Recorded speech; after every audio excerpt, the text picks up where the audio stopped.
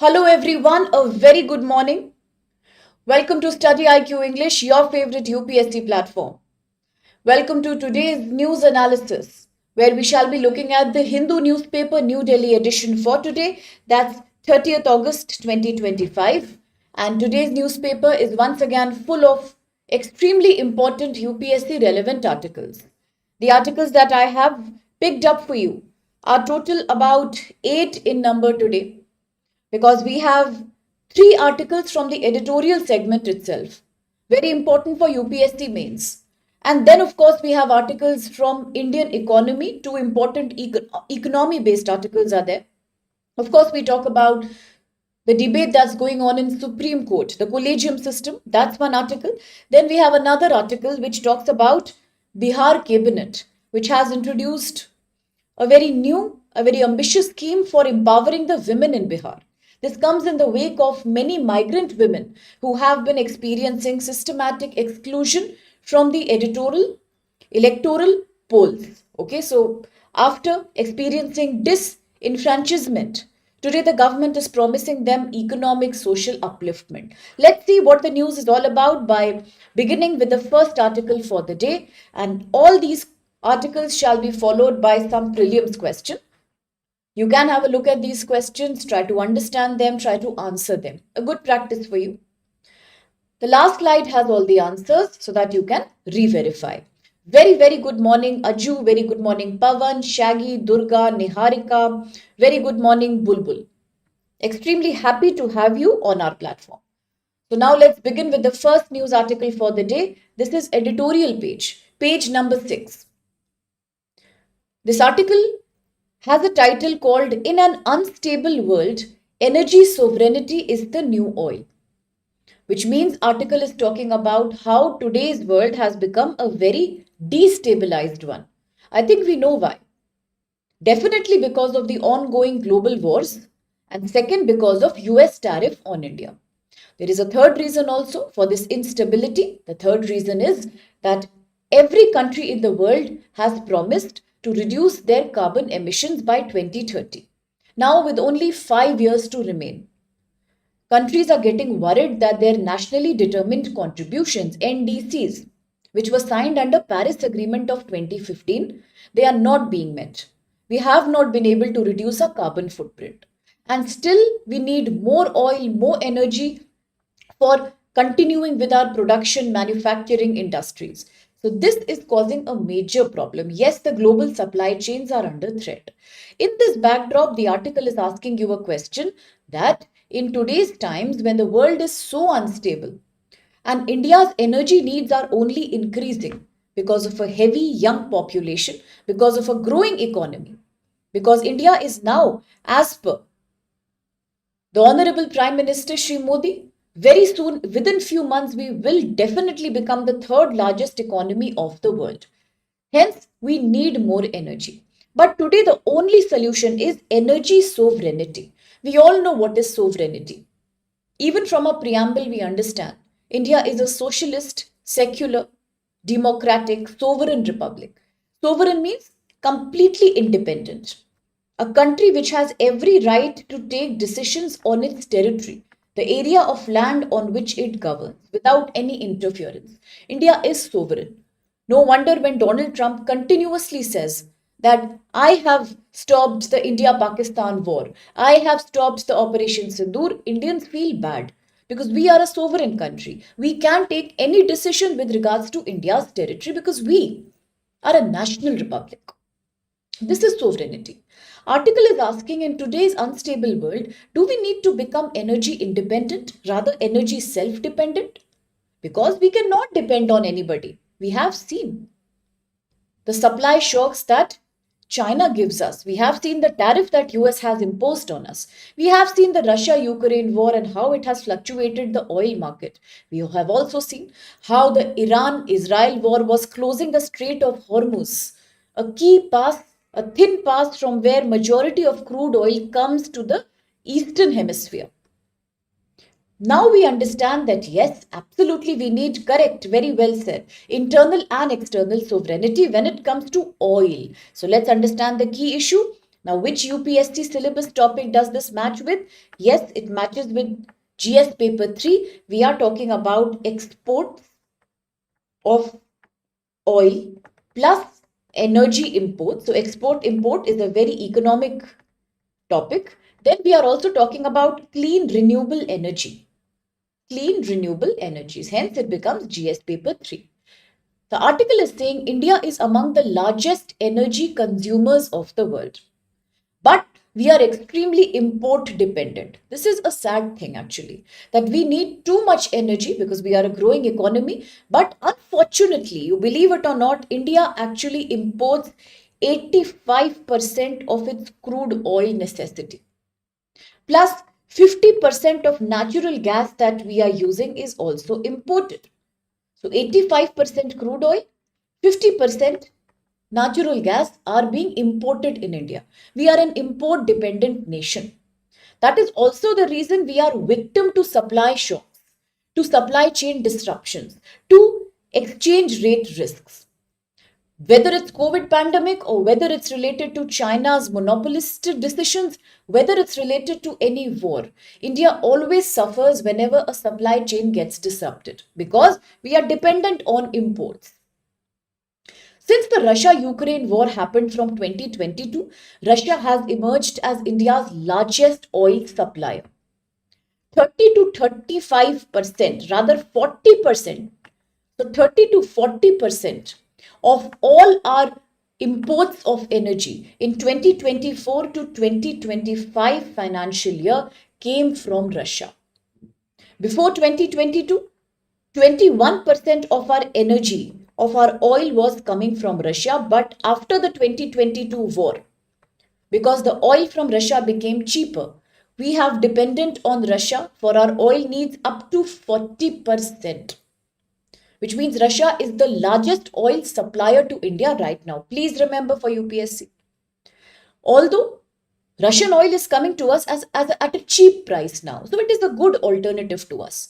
Why do we want the oil from Texas, US? Why would we need the oil from Nordic area? Why would we need the oil from, West Asian market when Russian oil is coming at a much cheaper price? So that is a good thing also, that yes, India could afford oil more easily. But there is a sad thing here. It's a bad thing also. The bad thing is that over dependence on one source is never a good idea.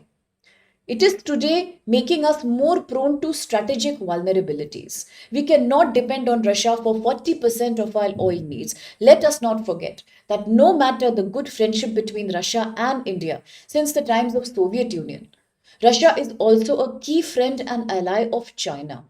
Russia is a key enemy of US policies. Therefore, India can never be too sure that depending 40% on Russian oil would be a good idea for future. It has today raised a question on energy sovereignty, that can we not create more Atmanirbharta, more self-dependence in the energy sector by one, diversifying our sources. Not only Russia, but we should have other places from where we import our oil to. Apart from that, let's invest more in securing local energy sources, whether it be exploring more natural gas domestically, whether it be making a smoother transition towards renewable energy like solar energy. It's the best strategy to become self-dependent. Now, there is a small data highlighted by the article. This is coming from the financial year 2023 to 24. As per this data, entire exports of India, we call this as goods imports, or we call them as merchandise imports, because merchandise again means various kind of goods. So whether it's merchandise, whether it's goods, entire imports of India, the value of Indian imports, say suppose that was about $677 billion. These were the number of exports. This is the level of importing India was doing in financial year 23 to 24. $677 billion. Please understand, out of this dollars 170 billion was only the cost of importing oil and gas. So you see, even in our total imports, majority belongs to oil and gas. And that too, we are completely depending on Russia right now. This exposes us to huge problem tomorrow. It is leading to a weakening of rupee in the global market. Already today, if you have seen the newspaper, there's no need for you to see because I'm seeing it for you. The value of rupee has already gone to 88. The rupee is depreciating because of tariff, because of loss that investors are showing in the stock exchange, because of too much import dependence on Russian oil. So the rupee value becomes weak. Our currency becomes weaker in the foreign exchange market. Then, of course, we also experience a trade deficit. What is a trade deficit? When the value of a country's imports, what we are buying, is more than a country's exports, what we are selling, which means our cost price, in simple terms, is much more than our selling price. What happens? It leads to a loss, right? That's called trade deficit. When there are too many imports and lesser exports. This is the future that India will face if we continue to depend on imports of $170 billion out of entire import bill. That too on one source. Not a good idea. It also exposes us to geopolitical volatility. For example, we know in June 2025 when Israel had attacked Iran, US also responded by attacking Israel's three most important nuclear facilities. If you remember, I was talking about it. Fardow was a very important one. Then we had the Natanz, and another largest nuclear facility was bombarded by the United States of America by saying that Iran has not disclosed its nuclear power under the Nuclear Non-Proliferation Treaty. So we don't know how much nuclear weapons they are making. Let's bombard them. What was happening at that time? How did Iran respond? Iran was angry and Iran responded by saying, okay, fine, let me close the Strait of Hormuz. For next year prelims, Strait of Hormuz is a very important issue, my dear. It may be questioned in places in the news. I will bring a map for you and maybe we can have a detailed discussion too. But please remember to know about this. All three nuclear areas in in Iran, you should know, which US had bombarded, and you should know about the Strait of Hormuz, the narrow path through which most of the oil supply enters the South Asian region. Iran said, I will close it.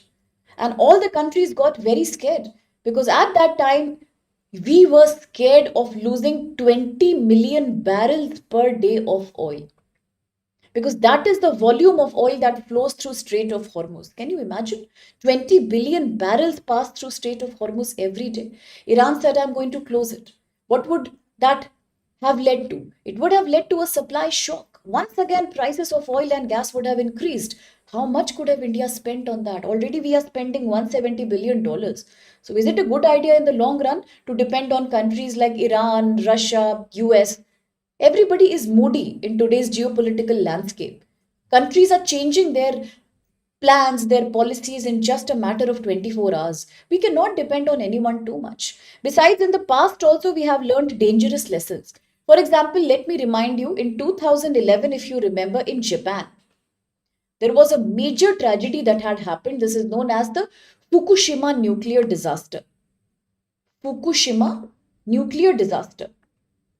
There was a risk of sea water because of tsunami entering into the Fukushima nuclear power plant.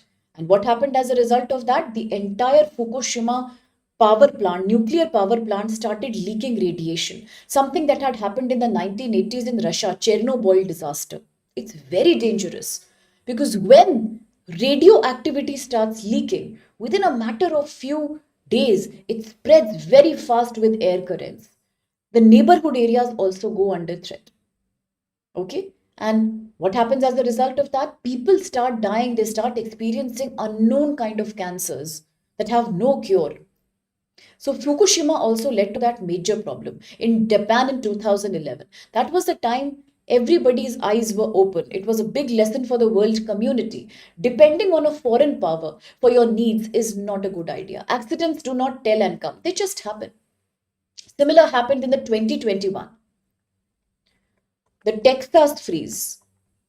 Texas being the most important source of oil that is mined or that is, supplied from the US, also experienced a problem. Once again, the world community was under threat.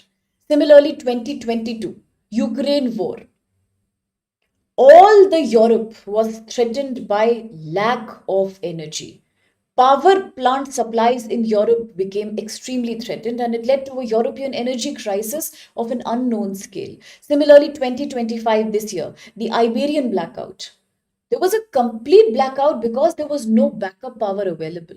This is what happens when countries promise that we will become completely green, we will become completely clean in our energy, we will not depend on any conventional source of energy like coal, fossil fuel, kerosene. It's a good thing, but at the same time, it is also a very overambitious commitment. Until you have a backup, you cannot promise that I will 100% go to renewable energy. Now, look at India's situation itself. What not has the government been doing? India created the International Solar Alliance in 2015 at Gurugram. The purpose was to attract all the countries that are called sunshine countries, which receive a high degree of solar insolation, who have solar power. It was committed that all the countries will become a part of this forum and soon we will transition towards solar economy. But today, fast forward 10 years from then, till date, barely solar energy is contributing in our entire energy landscape because it's not easy to bring new technologies in the market in a short span of time. Investors are not prepared. We are not even sure about the output that we shall receive. Hence, it looks like the countries, various countries who have made a target of reducing their carbon emissions by 35% by 2030. As of now, it looks very unrealistic. See, we need to understand that fossil fuels are dirty. Yes, it leads to greenhouse gas emission and global warming, but let's understand, talking about 2025, we like it or not, 80% of global energy even today is fossil fuel. It is fossil fuel. It is coming out of coal, petrol, kerosene. That's 80%. Of the remaining 20%, majority of it is being harnessed in the developed countries. The developing countries are not in the picture at all. Less than 10% of global energy is being contributed to through solar and wind systems. Therefore, the transition cannot be quick, it has to be a slow one. It has to be a very calculated one. So, according to the article, today, what is India's path? What solution will India take? So, India has committed to a 5 pillar solution. One key important part is coal gasification. When we know that majority of our energy is coming from coal, we should use advanced methods like gasification and carbon capturing to produce more and more syngas, methanol, hydrogen and fertilizers. Rather than burning these coals and petroleums for secreting energy, that is worse for pollution. Gasification is a safer method. Similarly, we have to understand that we have 150 billion plus tons of coal. That's the capacity we have. India is one of the largest exporters of coal. Let's use it to reduce our at least coal import dependence. India has coal, but we still depend on imports for refined coal. Let's create some domestic means of refining the coal, gasifying the coal, so that we do not have to depend on import of refined soft coal. Second thing is biofuels. We talk about blending ethanol with petrol. Recently, last month, there was a huge controversy in that also, as Shri Nitin Gadkari was going on convincing the Indian people that nothing is going to happen. There is not going to be any bad impact on your vehicles. It is a safe mechanism to blend ethanol into petrol up to a limit of 20 to 25%. But people did not agree. People are still very concerned about it. They feel that their cars' efficiency and engines will start malfunctioning if they use ethanol. So already for ethanol blending, we have transferred 92,000 crore rupees to our farmers to produce more ethanol. So the target is to blend it to 20%, E20 in coming years. This could be a good strategy provided we create confidence among our users in India. That confidence is very important. Having a scientific clarity is very important. At the same time, let's understand that there is a scheme called SATAT scheme, SATAT scheme by the Indian government, where we will create both compressed biogas and compressed biomanure. Why? Because they are completely organic and they will improve our soil's fertility. We should not depend on polluting nitrogen based fertilizers. Similarly, nuclear power. India wants to commit to its zero carbon emission agenda by 2070. For that, our nuclear capacity right now is 8.8 gigawatts. It's not growing at the desired scale right now. One reason is investors are not investing as much as they should. We are seeing a very poor private sector and foreign direct investment in the nuclear sector. For that, the government is creating an amendment to the Nuclear Liabilities Law. That was also in the news 2 months back. The government wants to make it easy for the investors and the companies who want to participate in nuclear energy manufacturing by saying that in case an accident takes place, the company owners will not be held liable for the damages. The government will take care of the damage. So we are considering that commitment, that amendment right now. India is also trying to push thorium manufacturing, thorium enrichment, uranium enrichment, small modular reactors. All these are being done. Okay, so these are certain steps that Indian government is taking towards producing a more renewable energy. Plus, we are also talking about the green hydrogen today, a very important solution where not only will we try to create 5 MMT per year by 2030 under National Hydrogen Mission, we are also trying to produce self-dependence in electrolyzer manufacturing, research and development, storage capacity. Next is the pumped hydro storage. India is trying to create durable, much more proven stability of its grid systems. Okay, the better storage capacity, the better grid manufacturing, the much better. It is for India to boost its green carbon or green hydrogen agenda. That's very important to know. Now, another way forward could be that we should build more strategic petroleum reserves, SPRs, to at least 90 days of imports. Second thing is that whether it's Russia, whether it's West Asia or US, the best thing to do would be to reduce your dependence on oil and energy imports. Become self reliant, and that's the only thing we can think of right now. Encourage, incentivize domestic exploration of coal beds, methane, offshore seabed gas. That could be a wonderful way. So, all in all, the article says we need energy sovereignty. For that, let's become completely self dependent. That's one thing. Second, let's diversify our import of energy, not just Russia. I know it's cheap, but then we should also try to import from other countries so that there is a balance. Third thing is let's invest more in nuclear energy harnessing by promoting investor confidence. Let's promote ethanol blending at a stronger scale. Let's also try to incentivize, give incentives to private companies who want to explore natural gas and coal beds in our seabed areas. So this is something that the article is suggesting you. Okay? Absolutely. That's a valid question. That's a very valid question, Shaggy, that you've raised. The debate is still ongoing. While the government feels that people have nothing to worry when it comes to ethanol blending, not everybody agrees. People are worried it will lead to low efficiency of their automobiles. At the same time, people are also worried about food security. They are saying, why should we divert our rice, wheat, and food items to make ethanol? Sugar reserves. Already, India faces food insecurity. We have nothing extra to to encourage ethanol manufacturing. So that is also one debate that's ongoing right now. Absolutely. Petrol again is super high price. So these are some questions that need to be sorted. Very well said there. Okay. Now coming back to the question, please try to solve the question. Answer I have pinned in the last slide for you. Consider the following statements regarding India's energy security. Energy means everything in terms of nuclear, oil, gas, coal, petrol. So energy is both renewable and non-renewable. Okay. One, India imports more than 80% of its crude oil. Two, the SATAT, the SATAT scheme, aims to promote compressed biogas plants and produce biomanure. Three, nuclear energy currently contributes to over 15% of India's electricity generation. Quite an easy question. All right, that's interesting. Pawan has already answered. Now, let me just wait until everybody answers. And yes, the answer is there for you to verify for yourself in the last slide. But I'm so happy you are trying, because after every article, if you practice a question, means we are quite well prepared with the article's main core topic. And remember, at the end of the day, my agenda is not just to give you news. It is to encourage you to convince you that these are the points you will use in your UPSC mains answer writing. Okay, please remember that. Second article is again page number 6, my dear.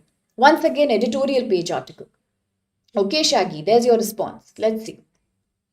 This article says, detoxifying India's entrance exam system. I think as aspirants of one of the most challenging exams across the world, my aspirants will agree to that. That although India is a society that's based on merit, we have a very high intellect among our students, much higher average IQ as compared to American, European, or other students, which is good. Also, India is a very meritocratic system. We know that whether it's about higher education, whether it's about getting a job in India, competition is very, very high. Of course, we have a higher population. There is a constant pressure of structural unemployment. There is a mismatch between vacancies in top education institutions, job availabilities in top notch companies and the government departments. At the same time, we have huge demographic dividend, which means there is always an inflationary pressure. The demand is too high, the supply is too limited. In that backdrop, yes, whether you talk about the JEE exam or the medical entrance NEET exam, whether UGC conducted examinations, any exam in India, whatever it be, it is based on tough criterias. India is very competitive, very meritocratic. It is a good thing, yes, in a way, but the article is pointing out to a problem with that.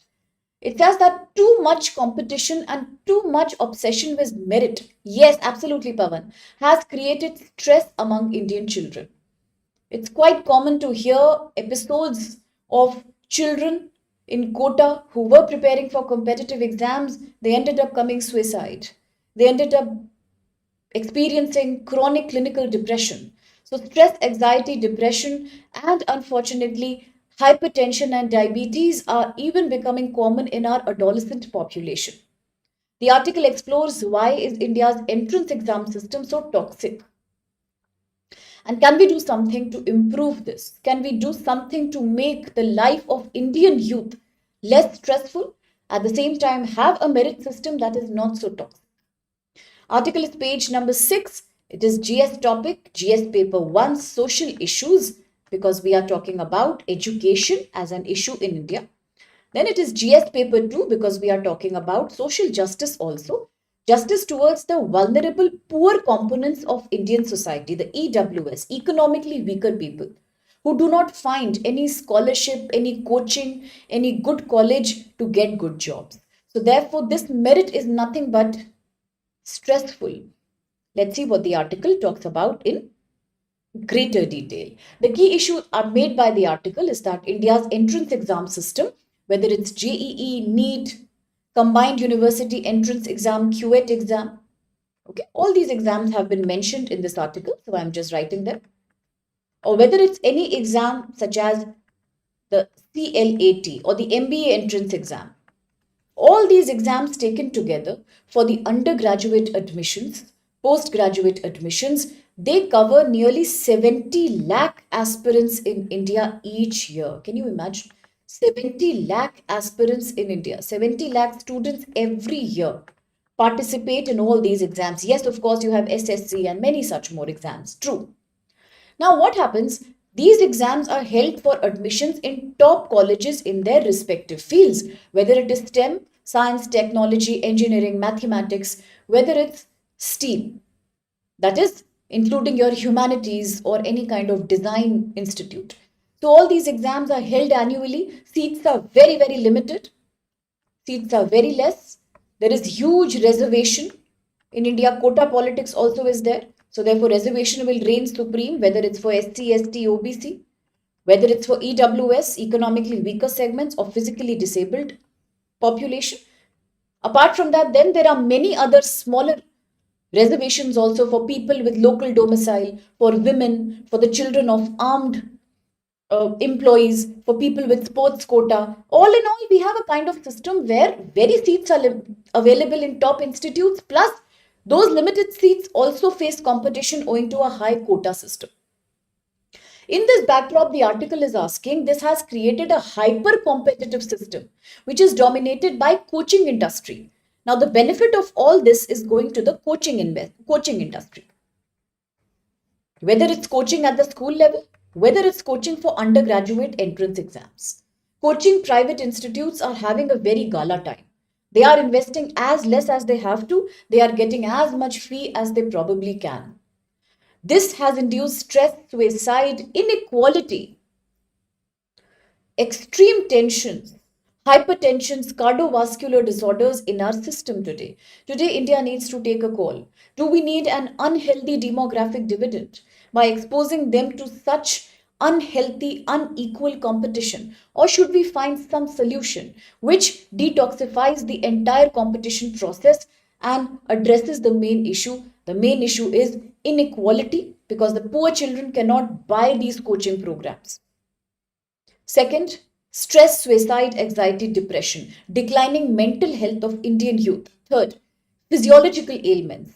Young Indian children, the demographic dividend, the future of our society's workforce, is experiencing cardiovascular problems, thyroid problems, PCOD, whatnot, at a young age because they are extremely stressed because of rising competition. So, what's the solution? The article says in the present system there are multiple flaws. For example, in the JEE, Joint Entrance Exam, 15 lakh aspirants are appearing for about 18,000 IIT seats. Just look at the imbalance ratio. The filtering process is so narrow that even the best and the most hardworking students are sometimes left behind. Second, marginal score differences, marginal marks difference. For example, a child who has scored 97% will make it to the college. A child who is getting 91% will be left behind. Now, is it fair to say that somebody who's getting a 91% mark is poorer in academics as compared to somebody who scored 97%? Are we not humans? Are we robots? Can we measure somebody's IQ and future performance by 2 to 3% of marks difference? Absolutely not. Then what kind of a competition is that? Coaching industry's domination and monopoly. The fee structure for majority of coaching institutes is between 6 to 7 lakhs for 2 years program. Tell me how many poor students can afford this? Tell me how many parents from middle income groups will be ready to afford this? And sometimes they will have to take loans for this. Imagine having to take an educational loan, not for a college, but for a coaching institute, is so pathetic. Students are being trained in coaching institutes like a parallel factory system, where children as young as 14 are being sent to coaching institutes for, in future, being prepared for medical exams, JEE exam, UPSC exam, coding, AI, and all that. What sense does it make? Overemphasis has been put on solving problems beyond syllabus, let alone that through the National Education Policy 2020, the CBSE and the NCERT are trying to create a better and a more practical curriculum for Indian children. But what is the use of this practical activity based syllabus? Because children are barely getting time to finish this. In the coaching institutes, they are teaching them from outside the books also. They are being tuned to become perfectionist in writing an exam, and nobody is ready to bother. How much of it is leading to cognitive development? How much of that is giving innovation skill to a child? And how much of this coaching culture is making the child creative future problem solver? As per another survey done by an obscure institute, anonymous survey, the survey says in India, the top 1% who are the richest in India, out of them, 40% have not even completed their undergraduate or postgraduate education. Because ultimately, business skills are about innovation and creativity. They are not about rote learning and getting a 97% mark or killing yourself to pass a competitive exam. On the other hand, there are many such children who have passed from top notch colleges after clearing their JEE, NE, the NEET exam, and other QET exams, and still they are struggling as either being underemployed or they are still not able to get employment. So, practical proof says that while competition is good, over and hyper competition will never do justice to your population. Then the article also tells you that the kind of psychological toll that it's taking among children, social media is also celebrating the success stories of those who have made it to the competitive exams. How many social media channels celebrate those people who are conducting afforestation, who are trying to fight the problem of climate disaster, who are taking care of proper waste disposal, who are going towards minimalism and better reuse, recycle, and reduce consumption among people. How many social media campaigns are celebrating our army heroes? Hardly any. All of them are busy celebrating the toppers in various exams, which means children are not interested in participating in sports, extracurricular, vocational activities, peer development, intercommunication skills. All they worry about is clearing an exam. It has become a social prestige in India. This illusion of meritocracy. Behind the back, behind the curtain, this meritocracy is always favoring those who have higher income. While the success stories of poor children making it to a top institute often become viral on social media, in reality, 60-70% of those who find admissions in coaching through coaching institutes into top notch institutes are those who have afforded lakhs of fees in coaching institutes. Not everybody in India can do that. Then there is a bias towards urban students. How many rural communities, village students get the advantage of best and the most successful coaching online or offline? Hardly. How many of them can afford it? Nobody. Similarly, meritocracy in India is now distorted. As I said, 99.9% mark is becoming a criteria for B.Tech eligibility in some colleges. Do you think that somebody who has got 98% is not fit enough to find admission here? What's the upper limit? If everybody starts scoring 100%, what's the point of having an exam? Is it not high time we should start looking at other criteria rather than one blanket score achieved by a talented child in just one exam of 3 or 2 hours? This ignores that for taking subjects like physics, chemistry, maths, and computers, 70 to 80% marks is enough. In past, people have done it. In future, people can do it too. Anybody who's passing with a 70 or an 80% score is intelligent enough. Then why this insistence on score of 99.9? It is creating a stratification, a divide among children in terms of who is the most meritocratic and who is the mediocre. Mediocrity is becoming a shame, a stigma. It is creating rural urban divide. It's creating a divide between boys and girls. It's creating a divide between candidates who are physically considered fit and those who are victims of some disability. It also creates a divide between the poor and the rich children. It's unfair in every way. It leads to social inequality. Can we learn something from global lessons? Yes, if we want, we can. For example, in Netherlands, Holland, there is a Dutch system which talks about weighted lottery. All those people who have got good marks, say above 80% marks in the exam, beyond that, beyond this minimum criteria, there has to be a lottery system so that people believe that anybody who's got 80 and the person who's got 90 are not different from each other in terms of their intellect. It's a matter of chance. This reduces bias, improves diversity. Similarly, in China, there is a policy of completely stopping and banning coaching institutes. From 2021, China is not allowing profitable coaching from happening. If a teacher at school or college level is found to be taking a parallel coaching of a child, then he or she will be completely be rusticated. The license for teaching will be snatched away. You cannot take teaching as a commercial enterprise. You cannot do a dual role of a school teacher, college teacher, and a coaching teacher because they, in China, now do not want children to study in a school half day, coaching in a half day, and therefore personality development zero. Similarly, we have another argument by a Harvard philosopher, Michael Sandel. He says that we are today living in a tyranny of merit. Tyranny is brutality, cruelty. Our children are being exposed to the cruelty of over meritocracy. Please create a lottery system, create an interview system, create a practical based project system to evaluate the eligibility towards top college admissions. Do not please plug it only on marks, only on entrance exam performance. That's the plea that the article is making. Quite an interesting article. And now we can do reforms in India if we want. For example, if you are using class board 12th grade exams as a criteria for admission to a college, please allow anybody who's got above 80% to have a fair entry process. Do not create this obsession with 95, 99% marks. Give the seats with a weighted lottery system because you have reservation also. Reserve 50% of seats in IITs for rural government school children.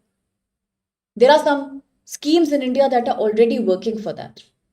For example, the Jawahar scheme, the Morarji Desai scheme. But we have to inculcate this further, okay? Then you have the reform industry, the reform of coaching industry. For example, ban coaching institutes operating like mushrooms everywhere. Yes, even under the national education policy, absolutely.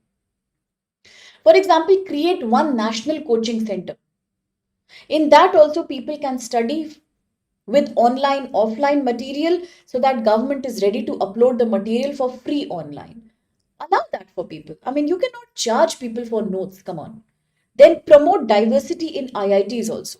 Keep changing and transferring the professors so that system continues to be new every time. Also allow student exchange between IITs too, so that people experience different states' culture, language diversity. They learn from one another. Writing rather than treating your own country's children who should be your peers.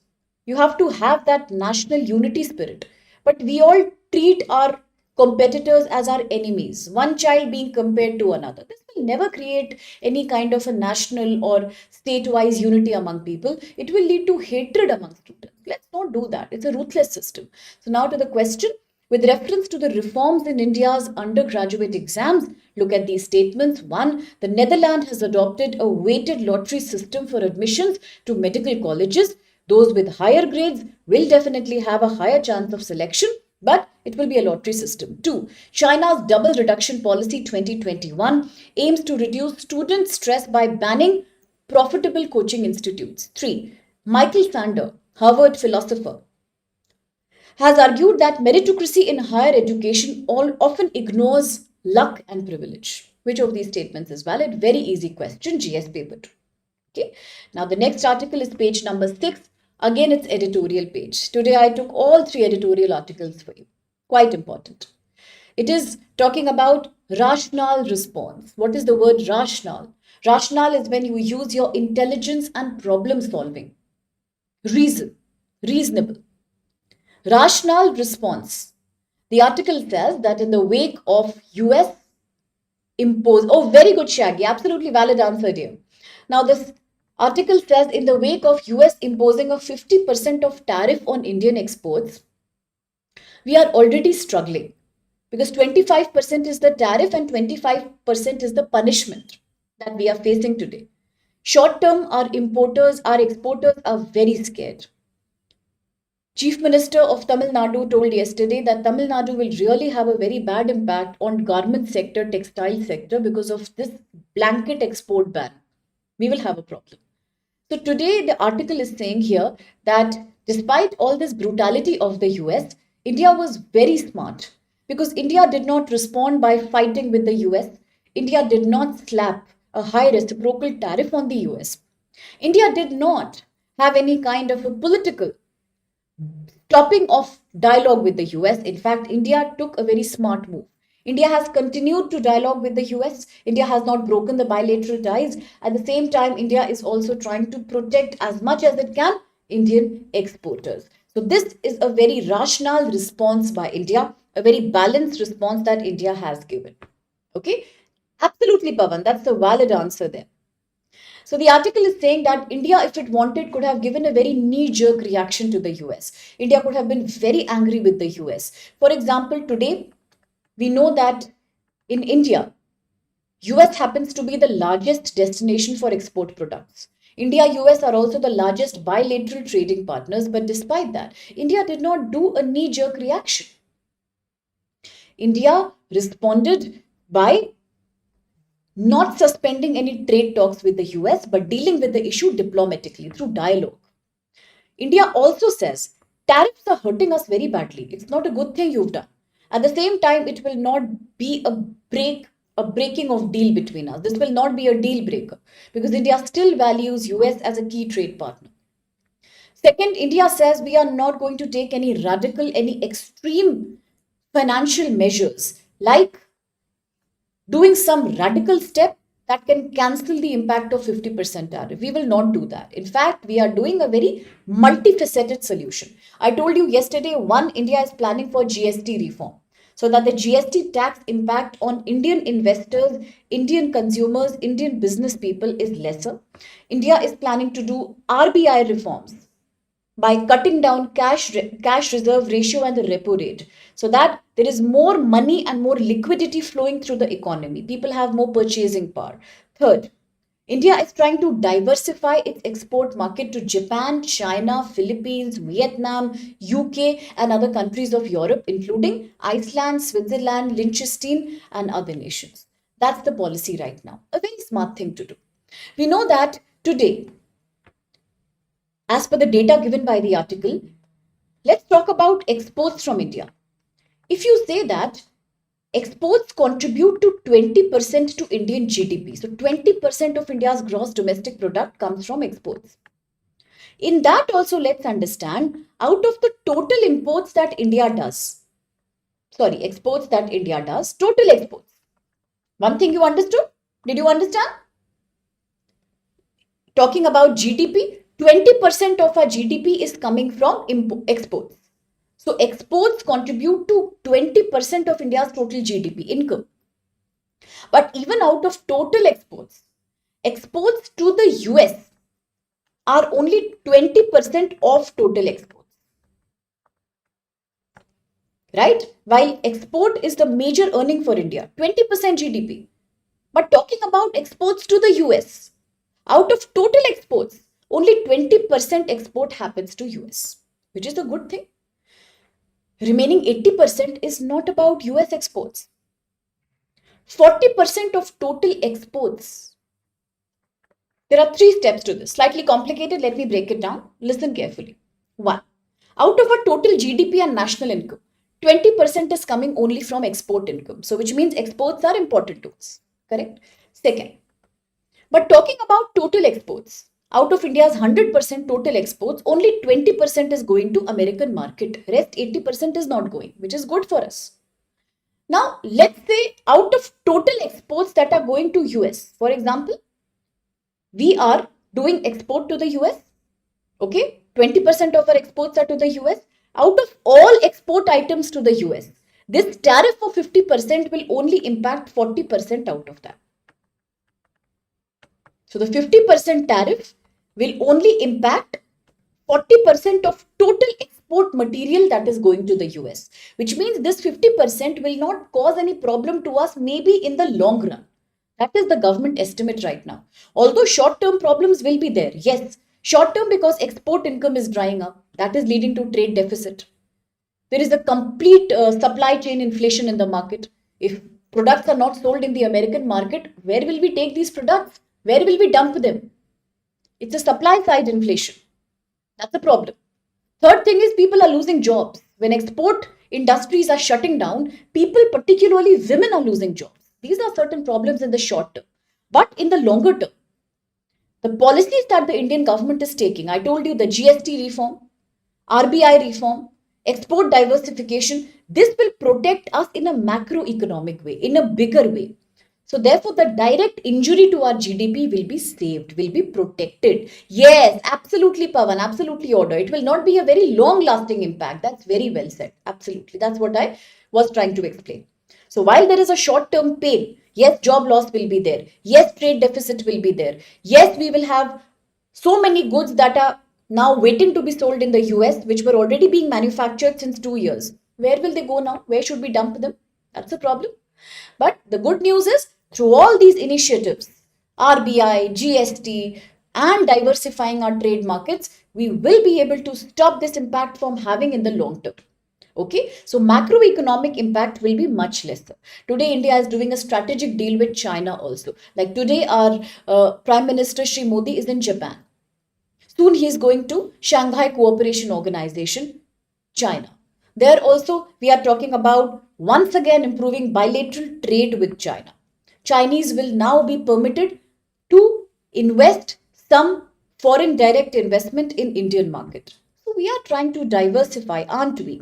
And this will help us in the future. That's all the article says. So 3 measures, always remember. GST revision, RBI moves and trade diversification. This will really help us. Okay. The question says, with reference to recent US tariff, look at these statements. One, around 1/5 of India's total exports are sent to America. Second, nearly 40% of India's exports to the US are protected, insulated, protected from the recently imposed tariffs. 3. The Press Note 3 2020 issued during COVID pandemic has placed restrictions on foreign direct investment from neighboring countries including China. I can give you a hint, this is true. Which of these statements is or are valid? Try to answer the question and you can let me know. Okay, fine, Shaggy. Yeah, if you got stuck there, I will definitely revise it for you. All I said was that three things are very clear in this article. I'll take 1 more minute for this. Three things are very clear. We have to understand. Exports contribute to 20% of Indian GDP. Okay. But if you look at entire exports in India, all our exports, only 20% of Indian exports are sent to US market. 80% are sent to other markets. Third thing is, out of all the exports that we are doing with the US to the US, tariffs will impact only 40% out of those, which means 60% of our exports that were going to the US will not be impacted by these tariffs. We are still in a safe position. That's what I was trying to say. I hope it's clear to you now. Absolutely valid answer. Absolutely valid answer. But recheck once in the last line. There is some misunderstanding about the first statement. Okay. Now the next article is front page article. This is purely Indian economy. GS paper 3, Indian economy. We are talking about gross domestic product. We are talking about India's economic growth. What is the article saying? Article is saying that India's economic growth in the first quarter of the present financial year has jumped to 7.8%. That's very big. Massive. That's the good news. This is the good news because we are all talking about tariffs and India's economic problems. But the article is saying, as per the data of the current financial year, GDP has jumped to 7.8%. That's a wonderful news. This is one of the highest growth we have seen in the last few quarters. Why do you think this has happened? Article says reason number 1 is that manufacturing is picking up. Our manufacturing sector is expanding. India's consumer, white goods, fast moving consumer goods, all these products are experiencing a fast manufacturing process. That is the good news. Second, construction has boomed. Now, India's infrastructural expansion is happening, whether it's new projects like, expressways or highways, flyovers, houses, railway tracks, all these infrastructures are booming. Third thing is our service sector is performing very well also, whether it's our tourism, hospitality, hotels, IT, all these segments have registered a double-digit growth, very good growth. But the question is, then why were we so worried about the US tariffs? Because when US has imposed a 50% tariff on Indian goods, we know that this will hurt Indian exporters. Not only Indian exporters, but many Indian manufacturing companies will also close. Because these were export-oriented companies. They used to manufacture for the US consumers. They were exporting all their produce. Today, because of the tariff, I agree that they will suffer a loss. These companies will shut, leading to higher unemployment. So in the long run, we cannot predict that this economic growth will continue. But as of now, since in the last article we have seen only 20% of India's exports are going to the US. 80% of our total exports have not been harmed. Hence, our economic growth is still quite high. Okay, still we have maintained a higher economic growth. Yes, absolutely, that's another interesting point. Because only 20% of total exports are going to America. So these will face 50% tariff. Yes, it is a problem, definitely. It will lead to some unemployment, closing of companies, but 80% exports are not to America. So they will not be impacted that much. That's why we are having a good growth, good production, good consumption right now. What is the government saying? Government is saying absolutely some pain will be there in the short term. Yes, it will be there. We know that. But if We are trying to commit as Indians to buy only products that are created in India. Swadeshi and boycott part 2. Going back to the national freedom struggle. That time we fought against British imperialism. Today the time has come to fight against America's economic imperialism. If we commit to buying products created in India, Atmanirbhar Bharat, our domestic demand will stay strong, our domestic manufacturing will stay strong. Similarly, government has decided to reduce GST impact. States are not happy, but the central government has taken the decision. That will also help investors and business people. Now, in the festival season, the government definitely wants to reduce GST.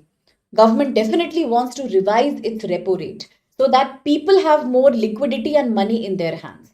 Only then will they spend more and enjoy their festival, right? So that's the sentiment in India right now. We all have come together in a new spirit of Swadeshi boycott.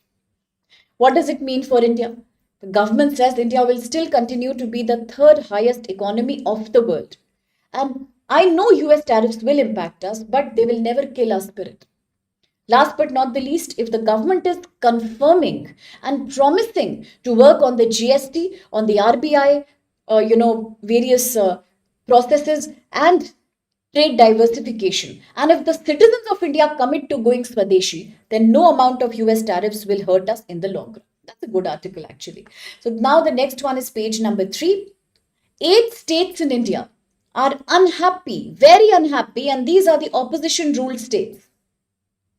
These are the opposition ruled states, the non-BJP states. They are very happy right now, unhappy right now. They are unhappy because they are saying the latest GST proposal by the government to reduce slabs of GST tax rate will impact the income of these 8 states. And these are not happy at all. What's the key issue? Let's quickly see. GS paper 3, Indian economy, the goods and services tax, and central state federal relationship. Central state fiscal relationship, financial relationship. Central state fiscal relation. Very important issue for GS paper 3. What's the issue right now? We know that the goods and services tax that was introduced in India in 2017 had replaced many indirect taxes like the VAT, excise duty, sales tax. The purpose was to make tax process simple. The purpose was to create much better tax compliance. But today it has backfired. After about so many years, from 2017 to today, 2025, the government is once again planning a reform. The government says we have given enough time to states to adjust with the new GST model.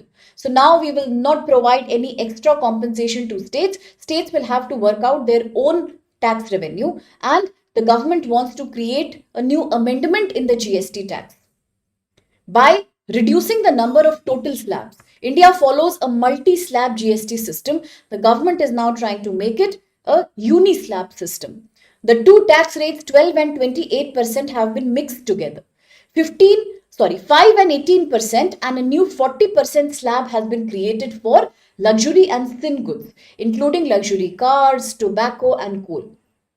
But 8 states where there is non-BJP government, including Punjab, Tamil Nadu, Kerala, Karnataka, they are unhappy. They are saying this reduction of GST slab will further reduce our income, and this will create a disability on us. We will not be able to spend and finance for ourselves. States are worried. They are saying we are completely dependent on GST income for our financial needs, because half of our taxes, half of our income comes from GST. Today, if the government reduces the slab rates, our half income will start suffering.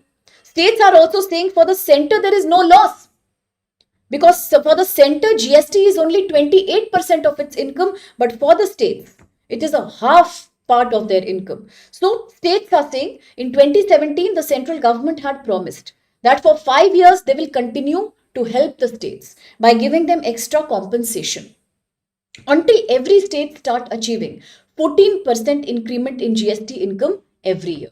But today when the government is planning a change in this policy, states are very threatened. Is there a solution? States are proposing a new reform. States are saying, please give us a guarantee of 5 more years that you will give us compensation if we are not getting enough GST revenue because of the new tax slab change policy. States are saying any levy, any tax on extra cess like sin and luxury goods, tobacco, cigarette, big cars, business class flights, above 40% extra GST, whichever money is collected, that should directly go to states. So therefore, again, it has broken a controversy of a financial nature between center and the states. Let's see what the result is in the coming few days. And the question here is again talking about multiple statements with reference to GST. One, Center has proposed removing 12 and 28% GST slabs and merging them into 5 and 18% categories with a new 40% slab rate for sin and luxury goods. Sin and luxury goods, luxury cars, business class flights, alcohol, tobacco, coal, all of that. Second, GST accounts for half of center's total tax income, making the largest contributor to the union government's revenue. Please look at the statement carefully. 3. The group of states have demanded an additional cess on sin and luxury goods to protect their revenues and a guarantee for compensation for 5 years. That's an easy one. So let's have a look and let's see how you can try to solve the question. Absolutely, absolutely. It's about cooperative federalism. It's about the lack of financial or lack of fiscal coordination between the center and the states. Now we are done with the most important articles, but there are 3 more that you should know for your exam. This is page number 8. Let's do it in 1 minute. These are quick bites, the breaking news of the day. Okay. This says Indian government has signed a pact with Japan, Tokyo to advance low carbon technology projects. Once again, in line with its zero carbon emission by 2070, Viksit Bharat by 2070, Prime Minister Shri Modi has signed a pact with the government of Japan, which is known as Joint Crediting Mechanism, JCM, Joint Credit Mechanism. Under this, both the countries will together try to invest in low carbon technology. Japan, being a highly industrialized advanced country, will invest more money, more funds in India in projects that use technologies that have no carbon footprint. So zero carbon footprint technologies.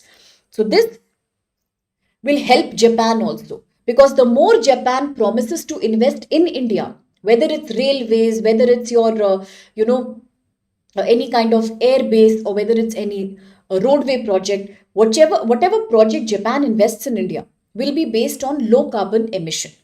In the return, what Japan will get? Japan will get benefit of carbon credits from the United Nations. How will that help Japan? It is extra money for Japan. Okay, because under the new carbon trading mechanism, if an advanced country decides to reduce its carbon footprint, any country, if it is reducing its carbon footprint, it will get carbon credits in return that they can sell in the market. Japan is doing exactly that. Japan will put money in India for infrastructure, into low carbon technology, low carbon emission process, which means lesser carbon emission will happen because of Japan, and Japan will earn carbon credit. So it's a revenue for Japan also. For India also it is good because we are developing, and that too with lower carbon footprint. So now what happens? The JCM, the joint credit mechanism between both the countries, will encourage the flow of technological help, personnel, investment in various projects across India, which will be based on non-fossil fuel sources.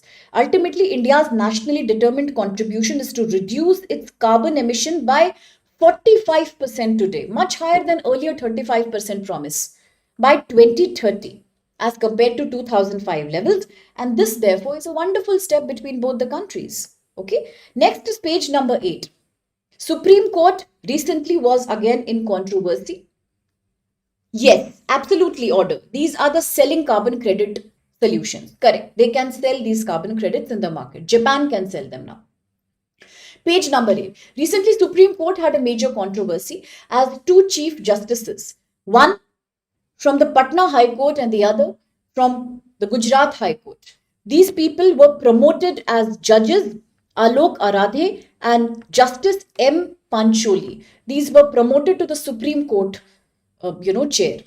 This created a controversy because many other members of the Supreme Court collegium, they said that it is not fair because they were not meritorious enough to find this position. And this selection by the president, this appointment by the president, has been against the collegium's usual system, which favors hierarchy of merit and which also promotes regional representation at the Supreme Court level. Today, the collegium is saying most judges are coming from Gujarat. That is unfair to other states in India. But despite that, as these justices were now promoted in the Supreme Court has once again completed its entire strength of 34 judges in the panel. That's what the article is saying. And today, although majority of people in the Supreme Court are not happy with the decision, but still, after their appointment was done by the president, the court is now running at its full capacity with 34 judges after a long time. So do remember. Last is page number 4. Bihar's cabinet has done a wonderful initiative, GS paper 2, social justice for vulnerable women. Social justice for poor women. Bihar cabinet has proved that it is committed to women empowerment by passing a policy, a welfare scheme called as Mukhya Mantri Mahila Rozgar Yojana. What's the purpose? The purpose is to help one woman from every family in Bihar to help starting a business of her choice by giving her rupees 10,000 as the first installment monetary support. Later, the evaluation will be done for the scheme, and if successful, an additional rupees 2 lakh will be given to women as grant. So that's a wonderful initiative taken to promote gender equality in Bihar. Okay, this is just a news in the passing, you should remember. So that's all for today's The Hindu, and the answers are here for you to verify. I shall see you tomorrow once again with another Hindu coverage. Now, should you have any questions, any other feedback, any other thing you want to discuss with me, please feel free to engage with me through the comment box. I will read your comments, and the next day in the session I will talk about them. Hope you enjoyed the session, and if you have enjoyed the session, then tomorrow is the last day. You can actually enroll for any course in StudyIQ platform by using the code SPLIVE on your screen. You will get a huge discount. This is valid only till tomorrow for any course of your choice, whether it's for UPSC 2026 or 2027. So tomorrow we will not do the Hindu, because it's Sunday. I'm going to see you now day after tomorrow. That's the Monday. Okay, so Monday to Saturday, every day I'll be here for you. Okay, you want a better clarification on question 1. Let's go back to question 1 and see what problems Shaggy is facing with the question. The question was about India's energy security. India imports more than 80% of its crude oil. Is that a valid statement? We have seen from the article. Does India import 80% of its crude oil? Does India actually import 80% of its crude oil? That's something we could have verified from the article. Yes, we do. Absolutely, it was a valid statement. The scheme STAT aims to promote compressed biogas and produce biomanure.